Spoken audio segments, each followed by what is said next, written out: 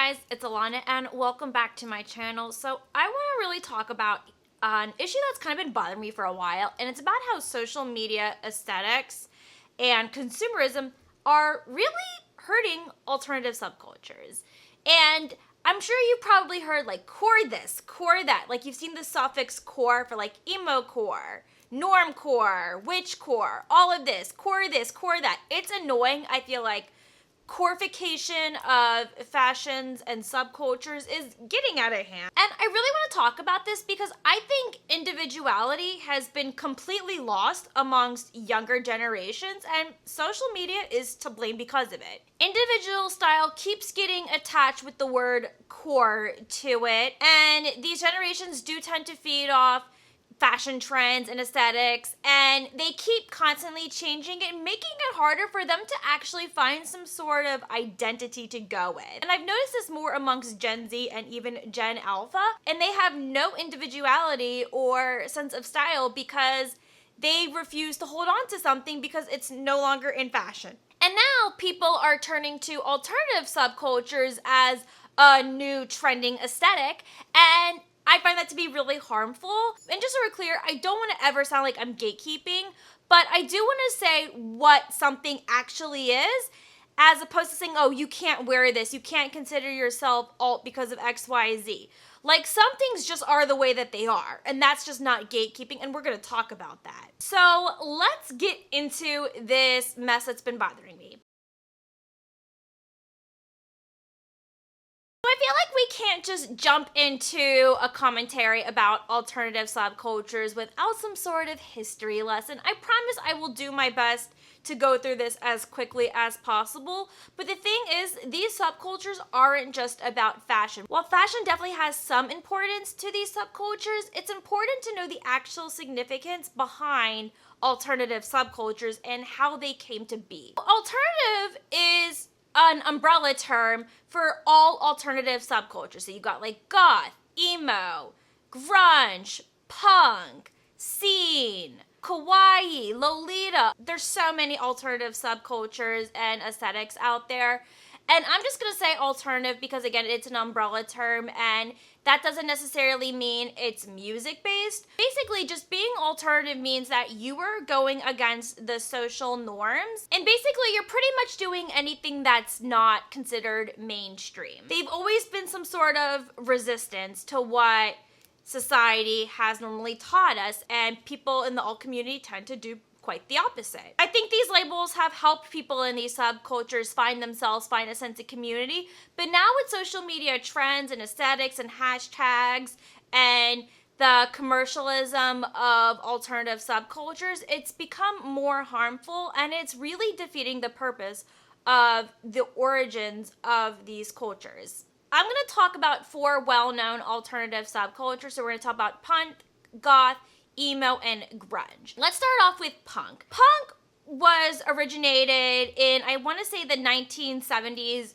generally speaking in London and even in New York City.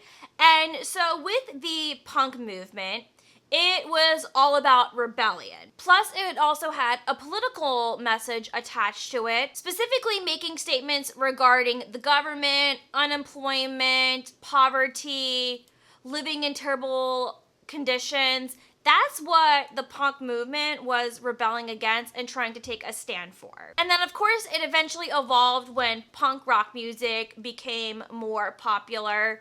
So the Sex Pistols is a really big band that's associated with punk. And there were fashion aesthetics that came with the punk movement.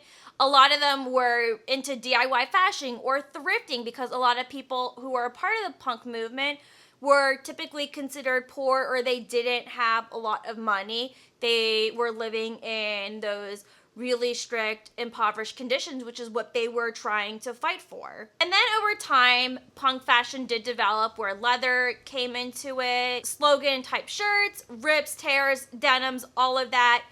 I think of Vivienne Westwood, who's a big icon in the punk scene and a very iconic fashion designer today. She absolutely was a part of the punk movement.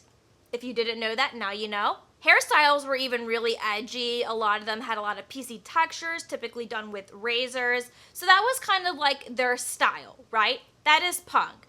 And punk was music-based, of course, and there were fashion aesthetics tied to it, but a lot of it had to do with the lifestyle and the political messages attached to it, and the fact that that is what you stood for, and that was what made you considered it to be punk. Then we get into goth. Goth has such a long history attached to it. Goth subculture was about beauty of darkness and even death. And there's gothic literature. And this has been a popular subculture pretty much since like the medieval times. But it really was inspired by the 19th century medieval and Victorian eras horror films. I think there's also a big misconception that if you were goth, you were a Satan worshiper, which is not even true to begin with. But gothic literature and architecture is what inspired gothic fashion. And keep in mind, gothic fashion is different than being goth, and I'm going to get to that in just a minute. But gothic fashion typically was very dark and edgy, typically black, lots of silver jewelry, you had studs, you had people wearing the crosses, they were probably wearing like black combat boots, and of course like it's evolved with modern times, but that's typically what people think of gothic fashion. And another big misconception is, in order for you to be goth, you have to just simply wear all black, and that's not the truth.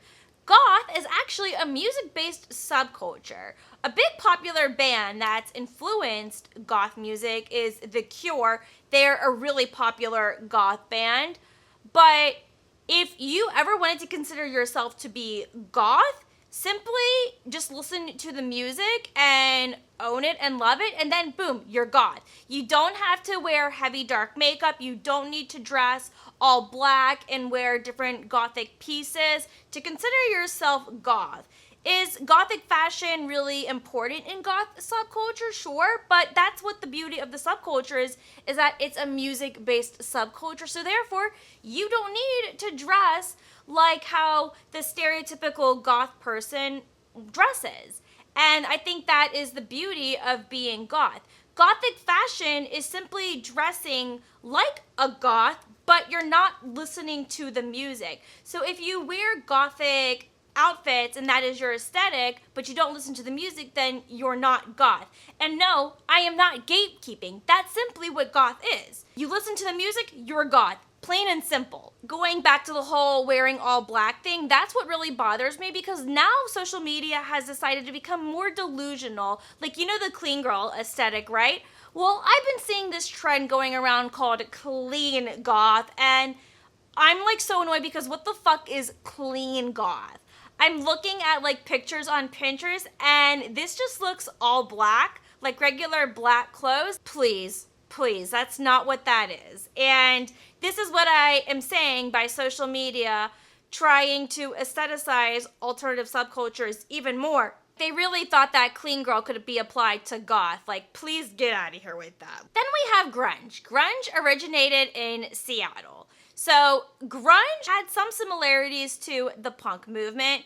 Their message and subculture was also very political and music-based. It started in the 1980s, and this was against corporate greed that was taking place in the 80s.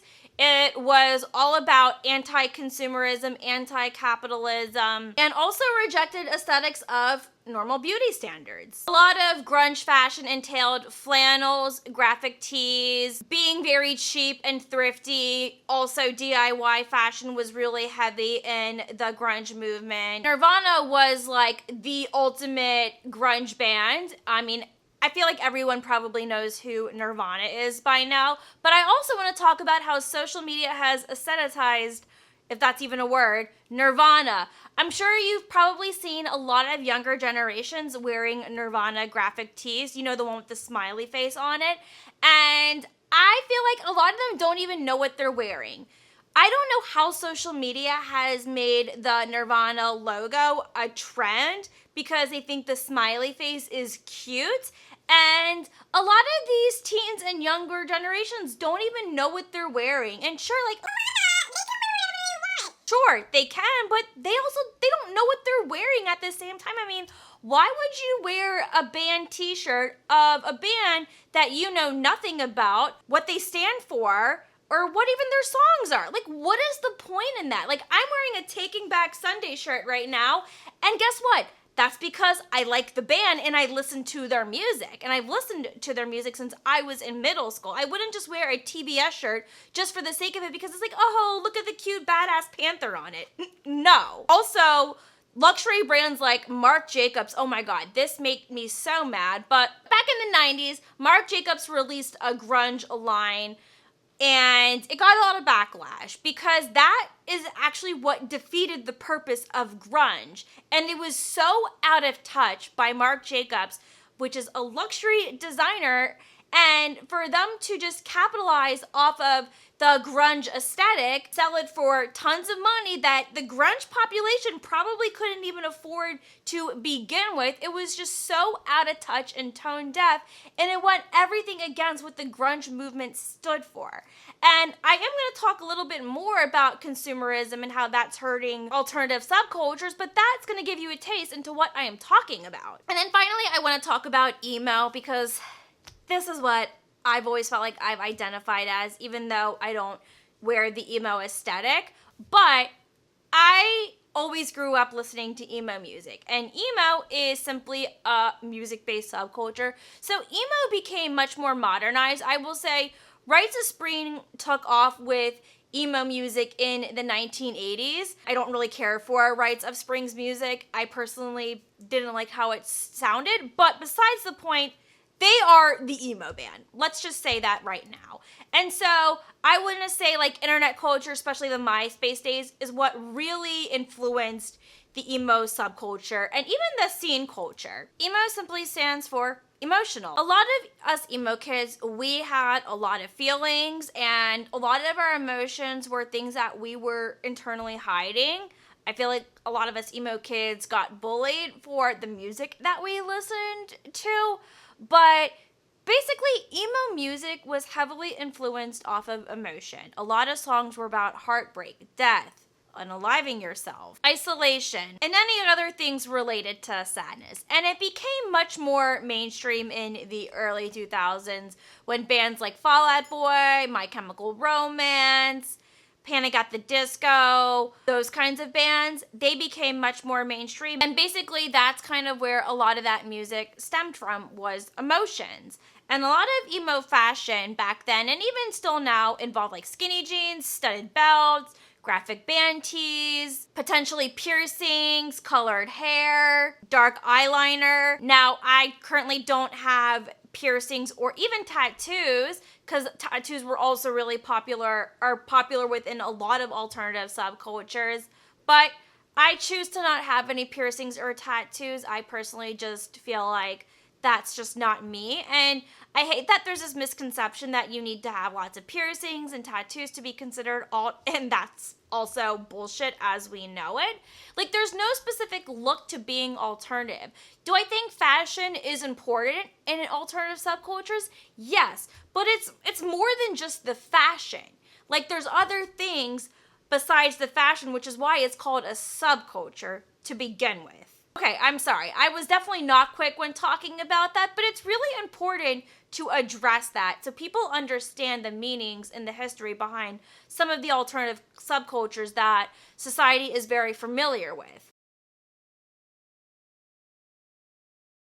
I also do want to talk about the impact on consumerism and how it is really hurting alternative subcultures. As I stated earlier, trends and making this more popular really diminishes the significance of movements within alt communities. While we can create a fashion statement, and I think alternative fashion is better than normcore, we don't like it when our aesthetics are kind of being stripped away from us and they're being commercialized, and it really just kind of waters down everything that the alt community has stood for. Because things are trending now, brands are seeing all of these aesthetic cores as a great way to sell and make money. Whether it's clothing lines or home decor, it really diminishes the authenticity of what these subcultures are about. It never ever benefits us. It really just benefits corporations and their greed. I think fast fashion brands like Shein and Temu and even Amazon are playing a huge role into capitalizing off alt fashion and everything that we stand for, and just label us as an aesthetic when we're more than just that. And as I mentioned earlier, Marc Jacobs was one of those brands that was really popular for doing that. In fact, that actually got Marc Jacobs in trouble and got him fired, believe it or not, because there was so much controversy that stemmed from him releasing a grunge line in the 90s, which literally missed the freaking point of what the grunge movement was even about. I think it's so important to just respect the authenticity of alternative subcultures. And for those who do want to identify with being alt, that's perfectly fine. Again, I do not want to gatekeep anyone. I just want you to have an understanding of what the origins come from, and you know what you're representing, and that you're just not wearing it because it's some trendy thing. If you want to be goth, listen to goth music. If you don't like gothic fashion, that's okay. You can still be goth as long as you listen to goth music. That's literally just what qualifies you for being goth in the first place. But if you dress gothic but you don't listen to goth music, then you're not goth. But you could still consider yourself alt because, again, alternative is an umbrella term. I don't have like an actual aesthetic that I identify with. I guess you could say mine is a blend of 90s grunge and gothic fashion, but I don't like being put into a box, which is why I just simply consider myself to be alt, because it allows it to be more broad and I can dress the way that I want to dress without being grouped into a box. That's my advice to you and how you want to represent and identify yourself as somebody who is alt, because a lot of alt subcultures are music based, but some of them are not music based. So it's really important that you do your research and you need to ask yourself if this is something that you are actually going to be true to yourself with, because that's what's really important with being in the alt community, is that we're unapologetic and we don't care what the rest of society says about us. What matters is what makes us happy and allows us for us to be ourselves in our own unique ways. So I'd love to hear from you, and comment down below if you're part of the alt community. Do you feel like social media and consumerism is really hurting alt subcultures? I'd love to hear everything down below, and if you liked this video and you thought you could resonate with it, do make sure you give it a thumbs up, and I'll see you in my next video. Bye!